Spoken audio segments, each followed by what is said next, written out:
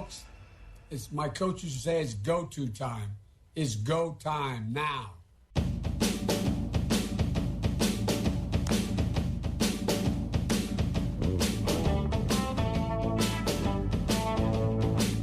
Welcome to the Kyle Olson Show. The National Republican Convention was held this week, and the production and speakers I thought were flawless. While the Democrats tore down America last week, Republicans held up our country as a land of opportunity.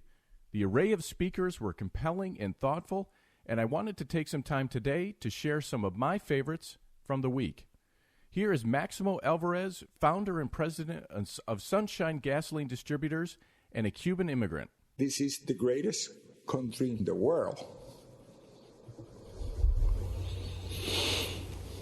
And I said this before. If I gave away everything that I have today, it would not equal 1% of what I was given when I came to this great country of ours. The gift of freedom. Right now, it is up to us to decide our fate and to choose freedom over oppression. President Trump, he's fighting the forces of anarchy and communism. And I know he will continue to do just that. And what about his opponent and the rest of the DC swamp? I have no doubt they will hand the country over to those dangerous forces. You and I will decide. And here's what I've decided. My decision is very easy. I choose President Trump because I choose America. I choose freedom. I still hear my dad.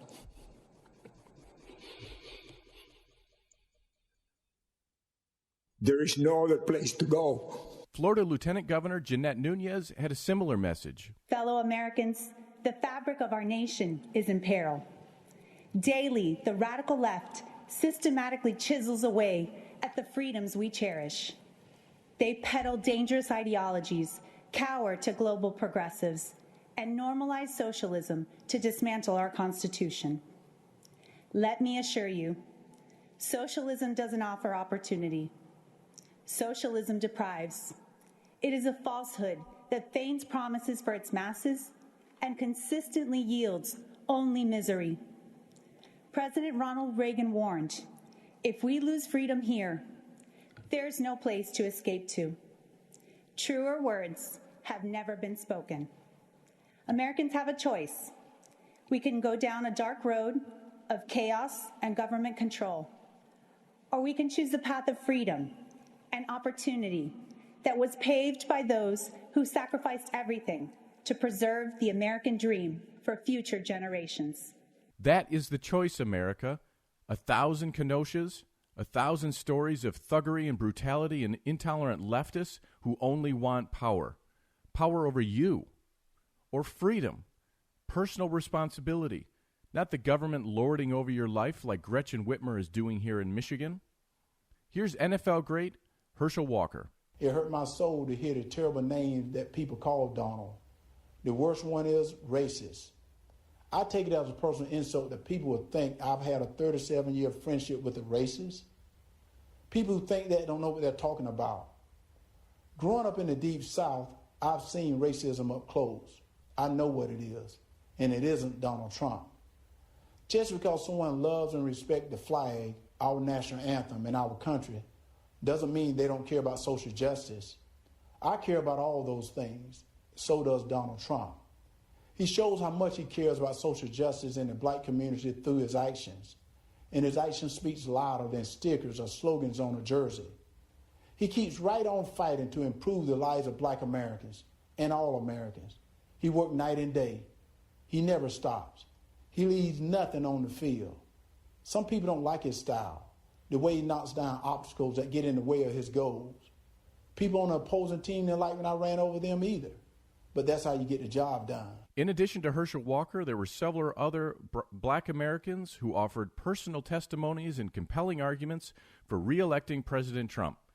Here is Kentucky Attorney General Daniel Cameron. I also think about Joe Biden, who says, if you aren't voting for me, you ain't black, who argued that Republicans would put us back in chains, who says there is no diversity of thought in the black community.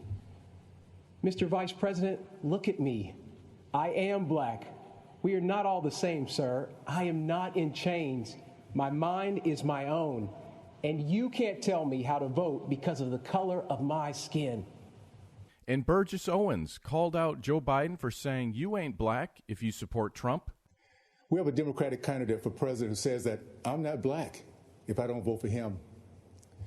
Now more than ever, we need leaders who stand by their principles and won't compromise their values for political opportunities. Now more than ever, we need leaders who will stand up to the lawlessness supported by the radical left. This November, we have an opportunity to reject the mob mentality and once again be the America that my great-great-grandfather believed in. During the Trump administration, business ownership among blacks, Hispanics, and females have reached all-time highs. Those same groups enjoyed record-low unemployment and unprecedented prosperity, and we're just getting started. I'm running for Congress because we don't need more career politicians.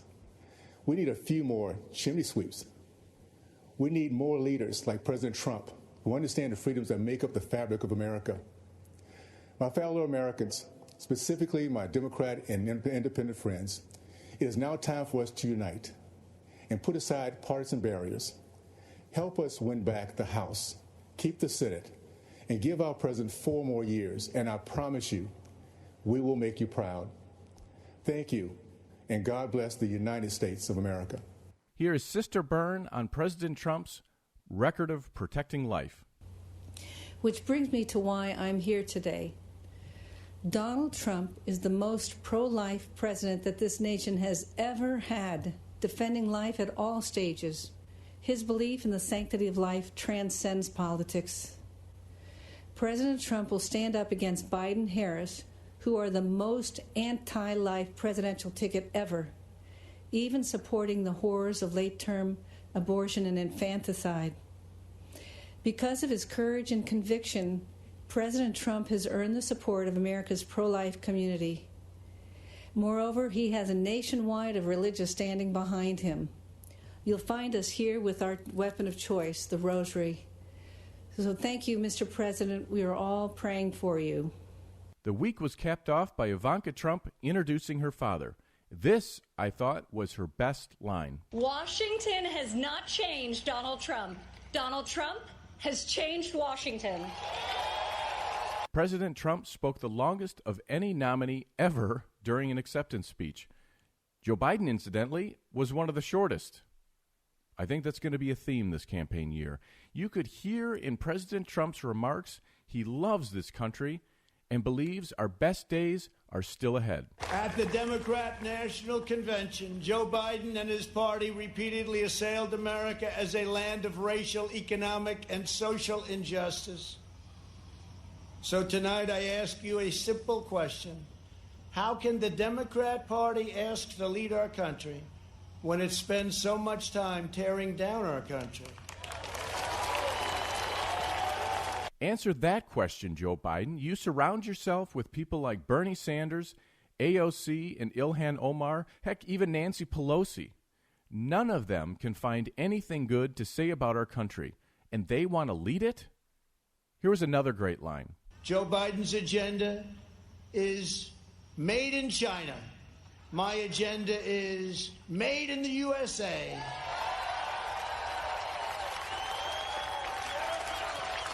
This is the clear contrast this election. Peace, freedom, and law and order, or 1,000 Kenosha's.